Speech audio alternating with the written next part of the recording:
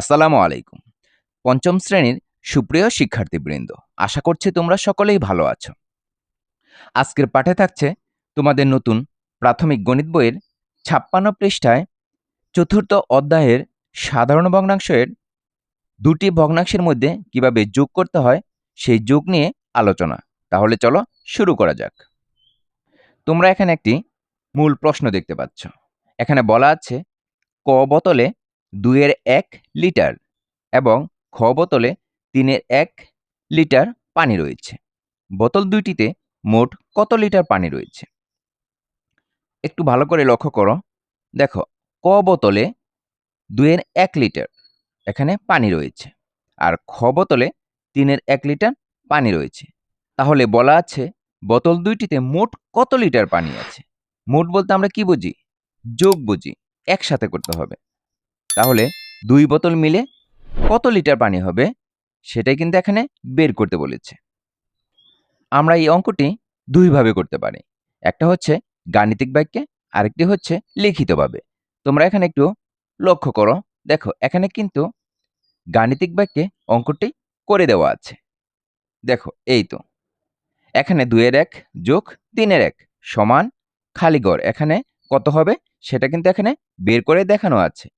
এখানে তোমরা একটু লক্ষ্য করো। দেখো, হিসাবটি নিম্নরূপ: ২-এর ১ যোগ ৩-এর ১। এখানে দুটি ভগ্নাংশের হর হচ্ছে ২ আর ৩। প্রথমে আমাদেরকে দুটি ভগ্নাংশের হর ২ এবং ৩কে লসাগু করে নিতে হবে। এর আগেও কিন্তু আমরা দুটি ভগ্নাংশের হরকে লসাগু করেছি। এখানে লক্ষ্য করো। দেখো, ২ হচ্ছে মৌলিক সংখ্যা, ৩ও হচ্ছে মৌলিক সংখ্যা। তাহলে ২ এবং ৩কে কোনো সংখ্যা দিয়ে কিন্তু ভাগ করা যাচ্ছে না। তাহলে কি হবে? ২ গুণন ৩ কত হবে? ৬ হবে। আমরা লসাগু কত পেলাম? ৬ পেলাম। আমরা এখানে একটু লক্ষ্য করব। দেখো, প্রথম ভগ্নাংশ হচ্ছে ২-এর ১, হর হচ্ছে ২। ২ কে আমরা ৬ বানাবো। ৬ বানাতে গেলে ২ কে কত দিয়ে গুণ করতে হবে? দেখো, ২ এর ঘরে যদি আমরা নামতা বলি, ২ একে ২, ২ দুগুণে ৪, ৩ দুগুণে ৬। তাহলে আমরা ২ কে কিন্তু ৩ দিয়ে গুণ করলেই ৬ হয়ে যাচ্ছে। তাহলে হরকে যদি আমরা ৩ দিয়ে গুণ করি, তাহলে লবকেও কিন্তু আমাদেরকে ৩ দিয়ে গুণ করতে হবে। ৩ একে ৩। তাহলে ভগ্নাংশটি হলো ৬-এর ৩। এরপর দ্বিতীয় ভগ্নাংশের ক্ষেত্রে লক্ষ্য করো। এখানে আছে ৩-এর ১। এখানে ৩কে যদি আমরা ৬ তৈরি করতে চাই, তাহলে ৩কে কত দিয়ে গুণ করতে হবে? আমরা লক্ষ্য করি। ৩-এর ঘরে নামতা বলি। ৩ একে ৩, ৩ দুগুণে ৬। তাহলে আমরা ৬ পেয়ে গেলাম। ৩কে যদি আমরা ২ দিয়ে গুণ করি, তাহলে কিন্তু ৬ হয়। তাহলে আমরা এই ২ দিয়ে লবকেও গুণ করে ফেলব। ২ একে ২। আমরা কিন্তু দুটি ভগ্নাংশই সমহর বিশিষ্ট ভগ্নাংশ তৈরি করে ফেলেছি। এখানে কিন্তু ৬ই লিখে দেওয়া আছে। এখন এই প্রথম ভগ্নাংশের হর দিয়ে ৬কে কি করা আছে? ভাগ করলে কত হয়? ১ হয়। ১ দিয়ে এই লবকে গুণ করেছে। কত হবে? ৩ একে ৩। মাঝখানে কি চিহ্ন দেওয়া আছে? যোগ চিহ্নই থাকবে। এরপর দ্বিতীয় ভগ্নাংশের হর ৬ দিয়ে এই ৬কে ভাগ করতে হবে। ভাগ করলে কত হবে? ৬ একে ৬, ১ হবে। ১ দিয়ে লবকে গুণ করে নামাতে হবে। ২ একে ২। তাহলে নিচে তো ৬ থাকবেই, আর উপরে ৩ এর সাথে ২ যোগ করলে কত হয়? ৫ হয়। ৬-এর ৫ লিটার আমরা পেয়ে গেলাম। উত্তর হবে ৬-এর ৫ লিটার। আমরা কিন্তু এখানে লিখে দিতে পারি ৬-এর ৫ লিটার। আশা করছি তোমরা গাণিতিক বাক্যে কিভাবে ভগ্নাংশের যোগ করতে হয় বুঝতে পেরেছ। তাহলে চলো আমরা এখন লিখিতভাবে অঙ্কটি করে নেই। লিখিতভাবে অঙ্কটি করার জন্য আমরা প্রথমেই লিখে নিব বোতল দুইটিতে মোট পানি রয়েছে ২-এর ১ যোগ ৩-এর ১ লিটার। আমরা প্রথমে এই দুটি ভগ্নাংশের হর ২ এবং ৩কে লসাগু করে নেব। দেখো, আমরা কিন্তু এখানেই করে নিতে পারি ২ এবং ৩। তোমরা লক্ষ্য করো, ২ কিন্তু মৌলিক সংখ্যা, ৩ও কিন্তু মৌলিক সংখ্যা। তাহলে কিন্তু এখানে লসাগু করা যাচ্ছে না। তাহলে ২ এর সাথে ৩ কি করতে হবে? গুণ করে দিতে হবে। ৩ দুগুণে কত হয়? ৬ হয়। তাহলে লসাগু কত হলো? ৬ হলো। এখন এই ৬ আমরা কি করব? এখানে লিখে দিব। এই অঙ্কটি কিন্তু আমরা অন্য একটি নিয়মে করে নিচ্ছি।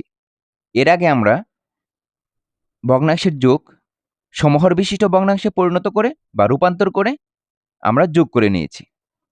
আর এখন আমরা অন্য নিয়মে করে নিচ্ছি। এখানে যেহেতু লসাগু 6, আমরা 6 লিখে দিয়েছি। তাহলে প্রথম ভগ্নাংশের হর কত আছে? 2 আছে। 2 দিয়ে 6কে ভাগ করে নিতে হবে। ভাগ করলে কত হয়? আমরা ভাগ করি। 2 একে 2, 2 দুগুণে 4, 3 দুগুণে 6, 3 হয়। এখন এই 3 দিয়ে প্রথম ভগ্নাংশের লবকে গুণ করে নিতে হবে।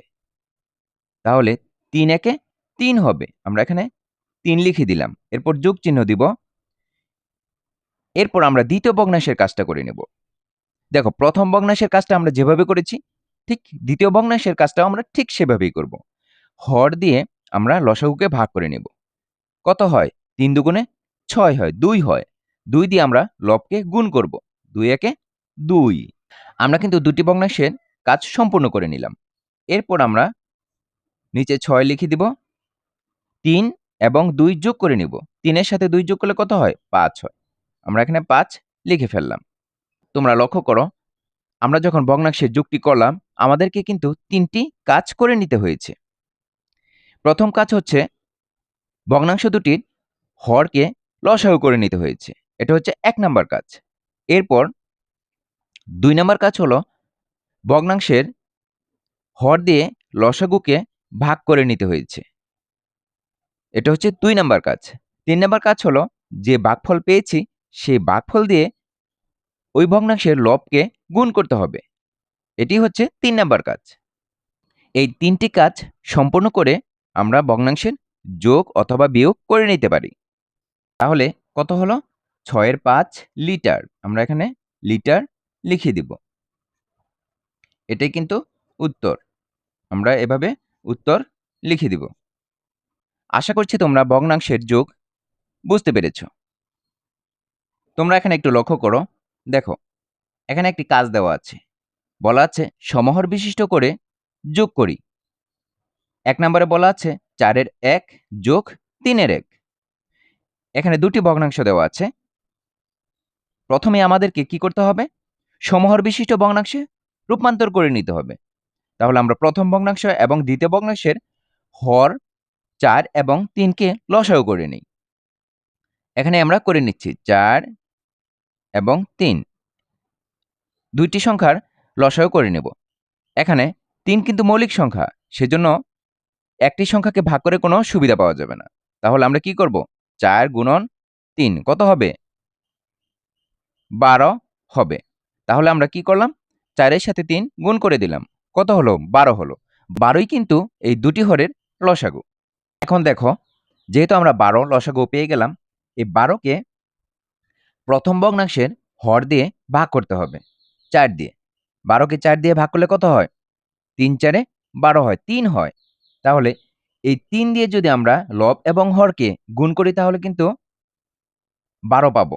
এই 3 দিয়ে আমরা 4 এর 1 ভাগকে গুণ করে নিব। দেখো, 3 4 এ কত হয়? 12 হয়।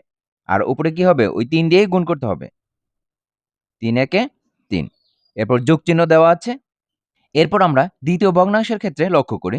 এখানে আছে 3 এর 1, হর আছে 3। 3 দিয়ে এই লসাগু 12 কে ভাগ করে নিতে হবে। ভাগ করলে কত হয়? 4 হয়।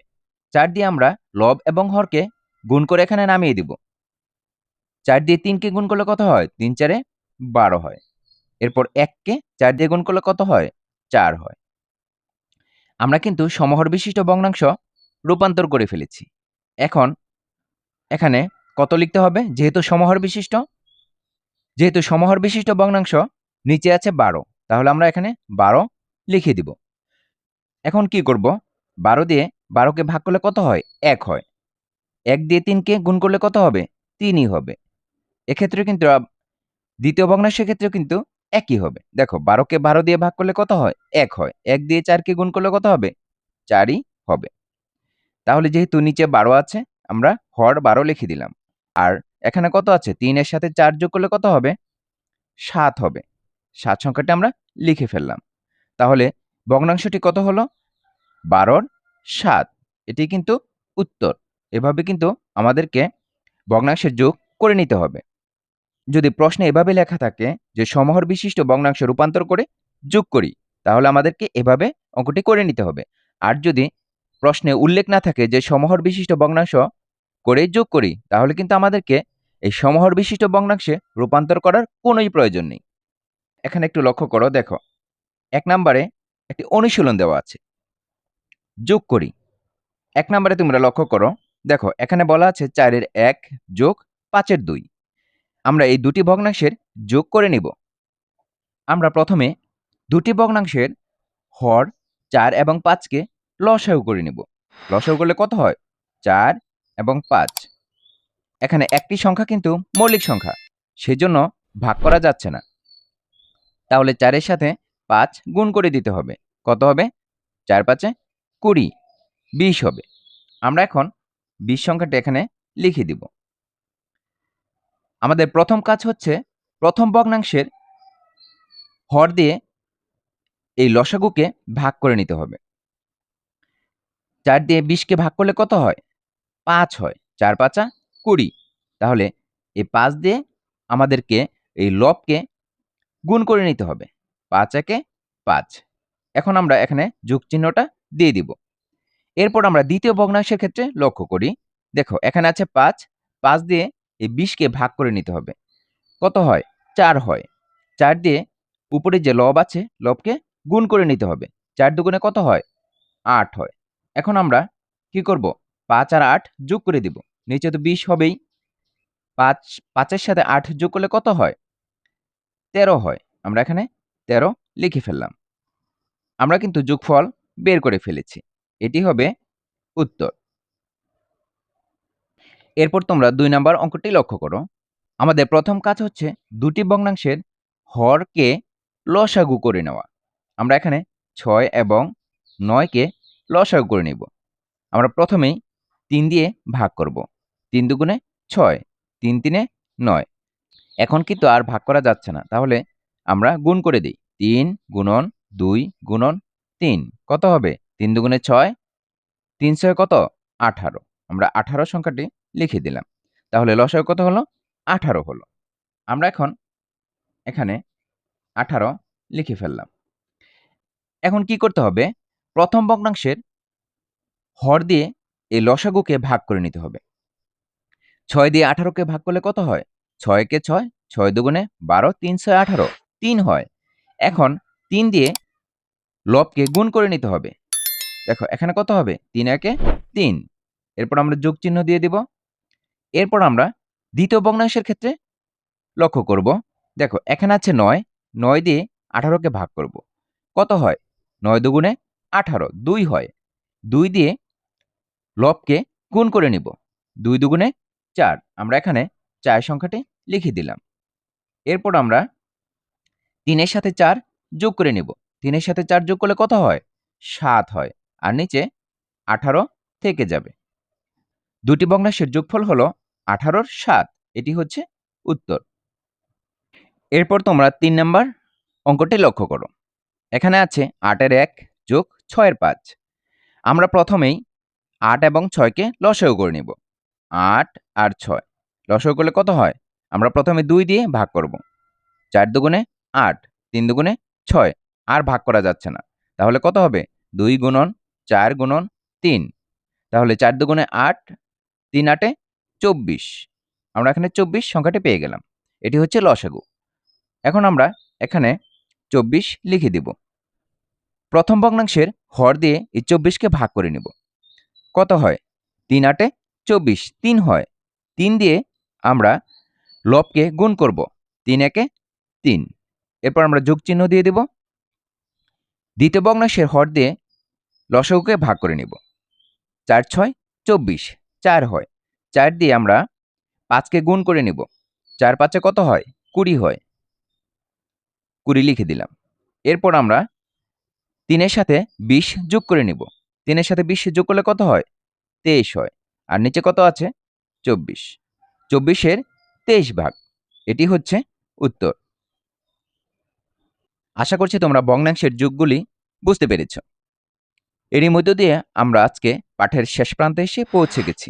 সম্পূর্ণ ভিডিওটি ধৈর্য সহকারে দেখার জন্য তোমাদেরকে অসংখ্য ধন্যবাদ। পরবর্তী ভিডিও দেখার আমন্ত্রণ জানিয়ে আজকের মতো এখানে শেষ করছি। আল্লাহ হাফেজ।